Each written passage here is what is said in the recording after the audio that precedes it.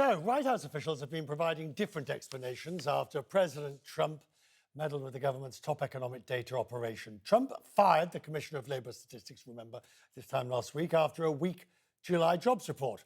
And he's accusing Erica McIntyre of rigging the data to make him look worse. The president says she even meddled with jobs numbers last year to try to help Democrats win this election. His cabinet's taking a different approach. Scott Bessent told MSNBC that she was simply incompetent.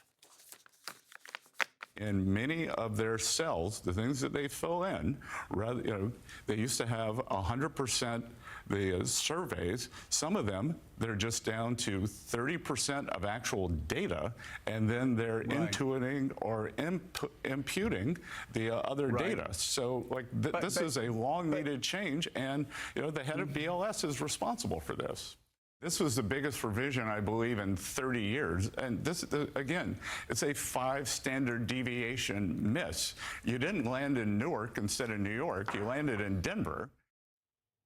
Now, yesterday, of course, as you were watching, we were interrupted by the event in the Oval Office. President Trump was giving a presentation with Stephen Moore. There you see him on the left, an economist from the Heritage Foundation. The message was clear.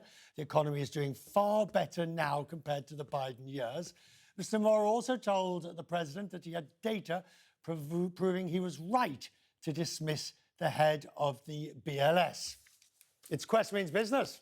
So, of course, Stephen Moore is with me now to discuss this and to put it into context. Mr. Moore, good to see you. Thank you, and thank you for staying with us this evening. Whilst, of course, we had the president and the president and the prime minister. Look, I watched yesterday.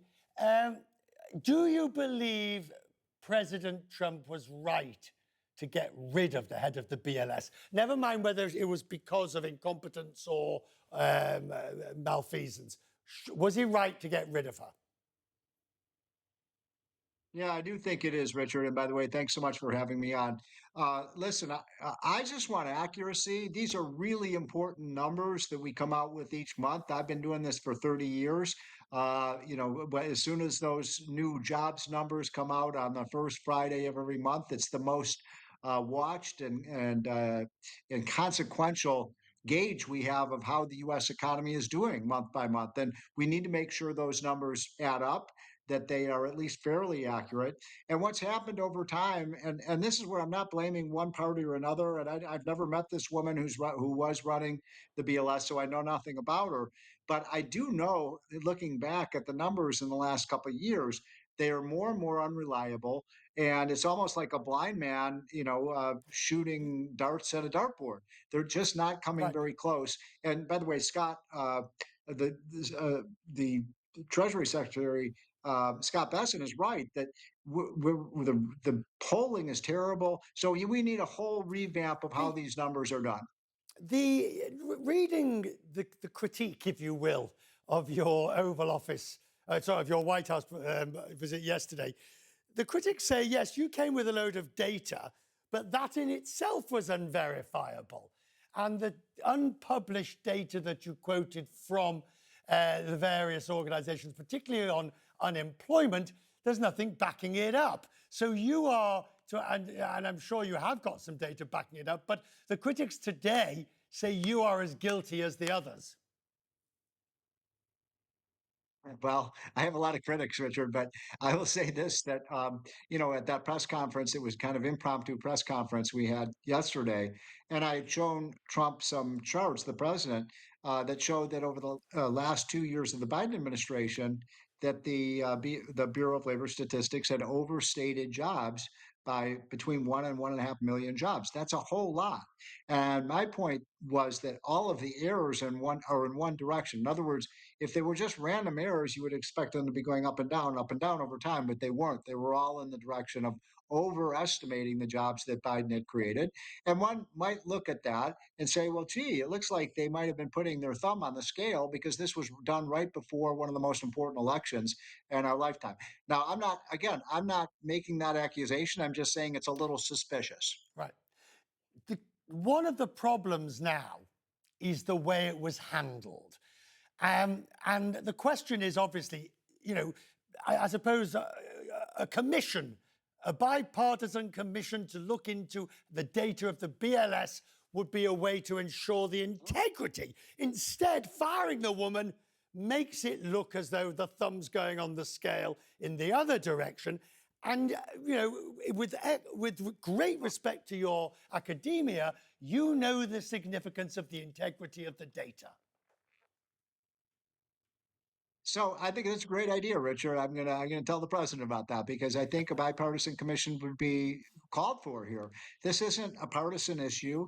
It's whether we know what to do with these jobs numbers. We have to feel at least somewhat confident that the numbers are within a 4 or 5% margin of error. And lately they've barely been in a 40 to 50% margin of error. So anything that can get us the accurate data, I'm in favor of. And if that is a bipartisan commission of really smart statisticians, sign me up. Can I talk tariffs briefly, if I may? Can you explain why, in your view, we are not seeing a greater inflationary effect? Somebody is eating the tariff. And do you believe, whenever I put this to other economists on Wall Street, they always say, yes, Richard, it's a case of not yet, but we will. Do you share that view?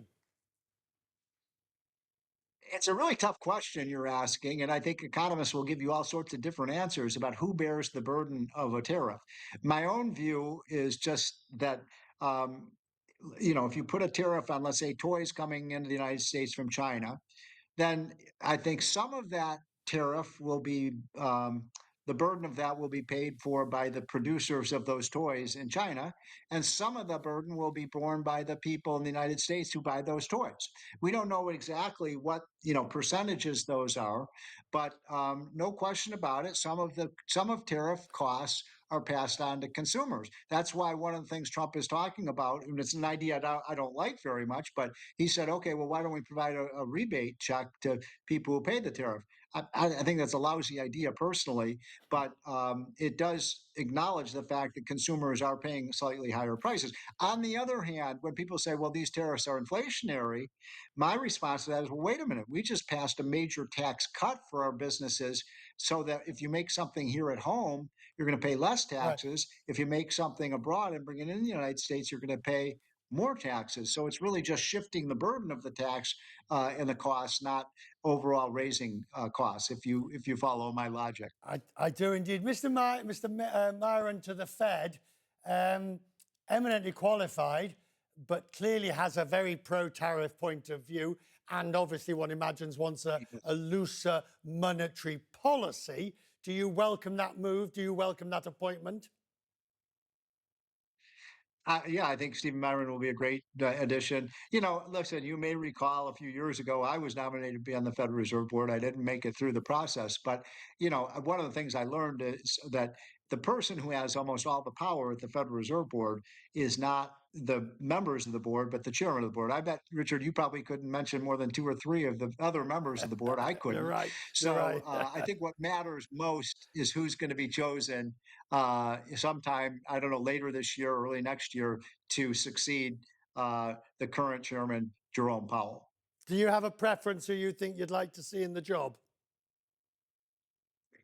Sorry? Do you have a preference? Which of the Kevins would you like to see in the job? Yeah, I mean, I love what we call the two Kevins. Yeah. The two Kevins, Kevin Warsh and Kevin Hassett are both excellent economists. They also happen to be good friends of mine, and I think they would be. Look, we need somebody who can keep our dollar strong and stable. I don't want them playing games with our money supply. We learned what happened under Biden when inflation went through the roof. So let's keep inflation low. Let's make sure the dollar remains the world reserve currency, which I think it will. I'm grateful. Thank you. Stephen, it's always a treat and a pleasure to have you on the program and to talk economics with you. Thank you, sir, for taking time today for joining us. Thank you.